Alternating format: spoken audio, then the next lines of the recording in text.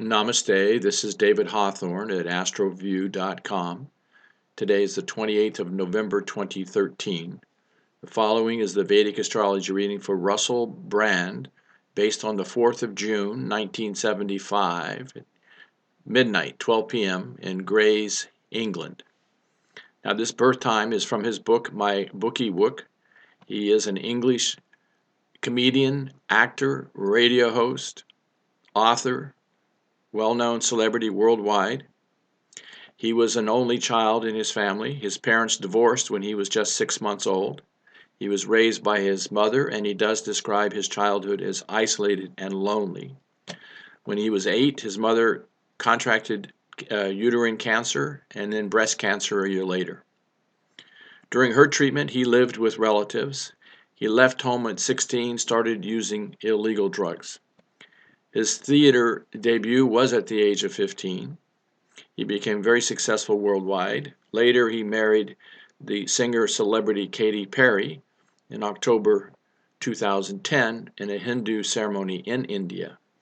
He filed for divorce about 14 months later in December 2011.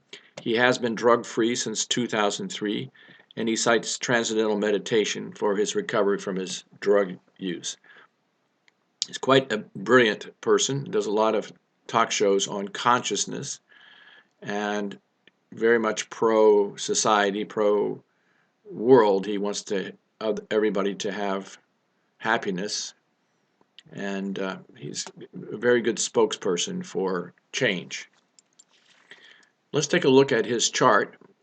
This is always the first house up here in this little diamond. And the 10th sign is sitting in the first house. So this is Capricorn in the first house, Aquarius in the second house, Pisces in the third house, Aries in the fourth house, Taurus in the fifth house, Gemini in the sixth house. This is Cancer in the seventh house, Leo in the eighth house, Virgo in the ninth house, Libra in the 10th house, Scorpio in the 11th house, and Sagittarius in the 12th house.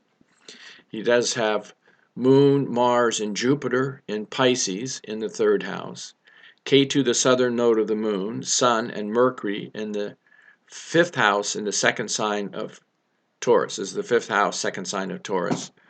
And then he has Saturn in Gemini in the sixth house, Venus in Cancer in the seventh house, and Rahu, the northern node of the moon, in Scorpio in the 11th house. So we know that Capricorn rising sign is an earth sign ruled by Capricorn. This is the 10th sign of the zodiac, an earth sign and a movable sign. So first off, we say earth sign persons are very practical, self-made, hardworking, truthful, ambitious, loyal, dutiful.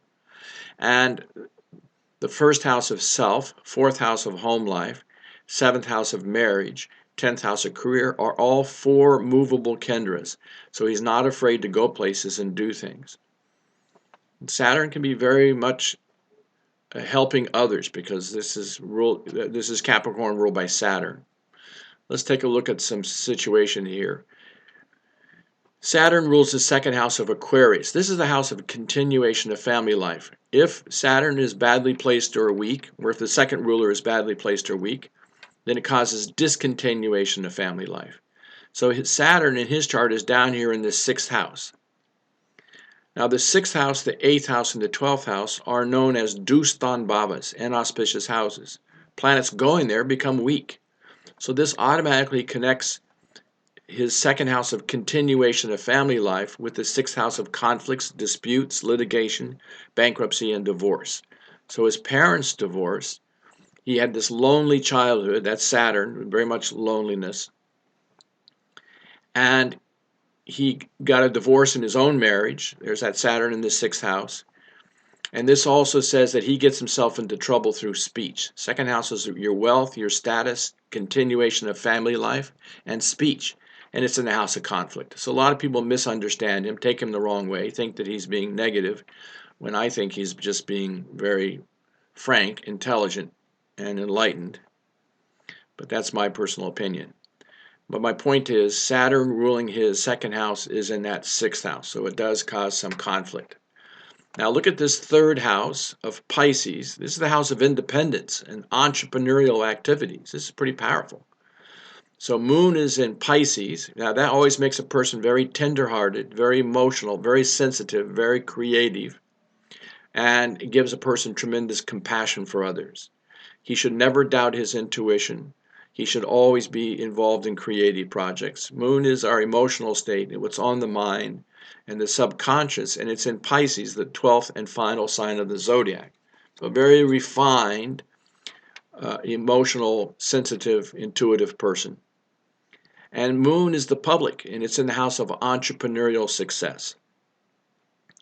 Mars, which is the planet of courage and being direct, is in the house. Third house is your entrepreneurial activities, your independent self-expression, and communications. So he has public communications and direct, courageous communications. And Jupiter is the planet of wisdom. Jupiter's in its own sign of Pisces, and this is quite good.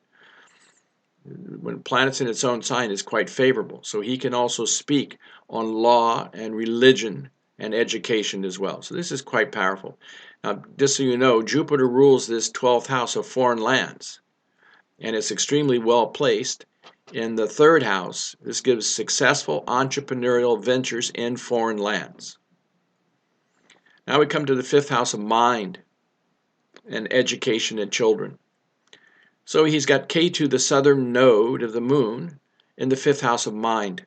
Ketu is known as Moksha Karaka, significator for spirituality and enlightenment. So I think he has an enlightened mind. Sun, the royal planet in the house of mind, gives him royal thinking. And Mercury in the house of mind gives very quick thinking. Now we can refine some of these things, which we will in a minute. But those are just the general trends. Again, we have Saturn down in the 6th house. That can cause some trouble with his teeth, neck, back, spine, knees, joints, ankles. Causes discontinuation of family life due to health issues. His mother had health issues. Through his parents getting a divorce, his own divorce, and people taking him the wrong way when he speaks. Now look over at this Venus in the house. The 7th house is the house of marriage. He marries a very beautiful woman, very beautiful and talented singer. Venus is music, the fine arts, performing arts, healing arts. So that's a good placement of Venus here. Now Venus is at 3 degrees, less than 4 degrees, so that's called infant state and weak, and that can cause some weakness relative to marriage and women. But it's that Saturn ruling continuation of family life in the house of divorce that causes a divorce. This is a very beautiful Venus over here. And Venus ruling wife is in Cancer, ruled by the moon, which is the public and entertainment, and it's in the house of entrepreneurial success. So even his wife was very successful celebrity. Then we come over here, Rahu, the northern node of the moon, is in the 11th house in the sign of Scorpio. This is the house of gains. So if Rahu is well placed and not on the rising sign degree. Now here's the rising sign degree. It's about 3 degrees, 2 degrees 57 minutes. So about 3 degrees. This is most effective point of every house, and any planet close to the most effective point will have an impact. So basically we don't see anything. Oh, look at this. Venus is at 3 degrees. The ascendant is about 3 degrees. Even if Venus is 4 degrees and this is 3 degrees, it's still an 80% impact of positive influence. Venus rules the 10th house of career and is placed in the house of relationships, partnerships, joint ventures, and marriage. It's a very good placement.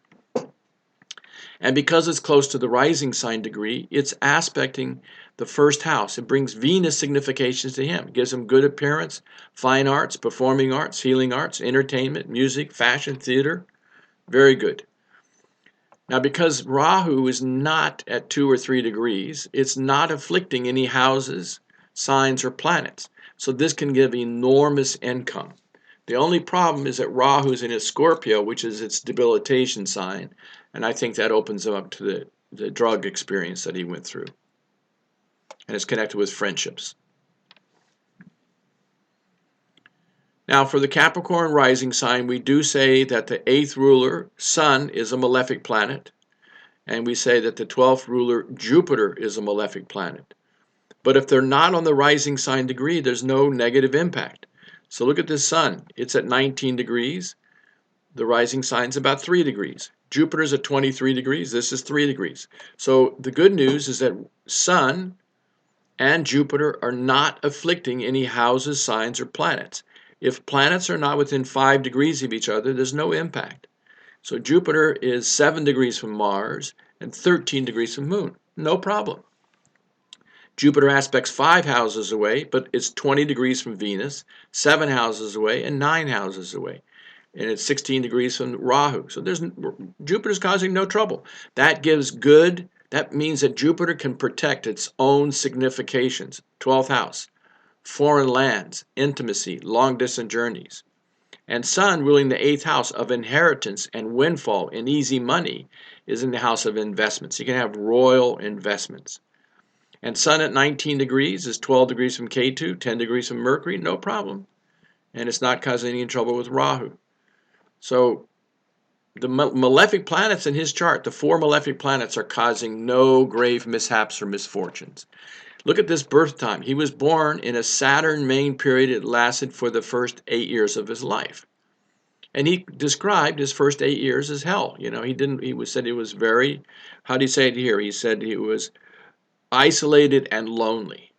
Well, he lost his parents at 6 months old. His parents went separate ways. So it was a crazy childhood. Divorced parents. And Saturn's a benefic for this chart, but it's in the 6th house. Mental tension, health issues. And Saturn can be isolation, depression. Then he went into 17 years of Mercury, became very quick. It's in the house of mind. Now this Mercury is weak. See, it's at 29 degrees, and it rules the 9th house of father. So it does not give him support from his father. But he was in Mercury, writing and communications with the royal sun. Then he ran 7 years at Ketu, and I think there he became very spiritual. Maybe he started meditation during that time even. I don't know. But then he went into 20 years of Venus back in July 2007. And that's when things have done very, very well for him. He went into Venus. It's in the house of marriage. So he marries in 2010. Yes, he gets divorced because that's Saturn. So what he needs to do, he needs to wear a blue sapphire gemstone, about 2 to 5 carats in size, on the middle finger of his left hand. The back of the stone should touch the skin. It's the only gemstone. No, he can also use the emerald, because Mercury is a favorable planet, ruling the house of divine grace, good luck, good fortune, religion, spirituality, and father and gurus. And it's at 29 degrees old age. So if this was my chart, I would wear a blue sapphire for Saturn, and I would wear an emerald for the Mercury. The last gemstone that might also help would be a diamond for Venus, for his career, but he's obviously doing quite well there. A pearl and a red coral are safe and favorable, but not necessary. He should never wear a yellow sapphire, and he should never wear a ruby. So these are the main points from the chart for Russell Brand.